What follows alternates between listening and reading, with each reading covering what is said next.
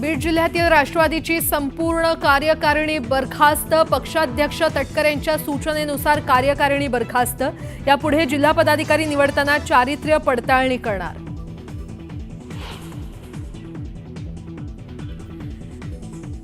संतोष देशमुख हत्या प्रकरणी वाल्मिक कराडचा ताबा एसआयटीने घेतला। आज कराडला न्यायालयात हजर करणार।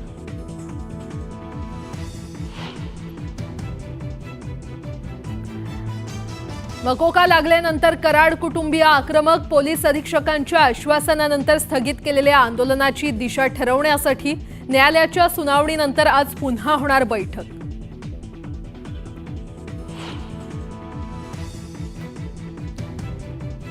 धनंजय मुंडे मतदारसंघ शांत करण्यासाठी गेले असतील। धनंजय मुंडे बीडमध्ये दाखल झाल्यानंतर सुरेश धस यांचा मुंडेंना पुन्हा टोला।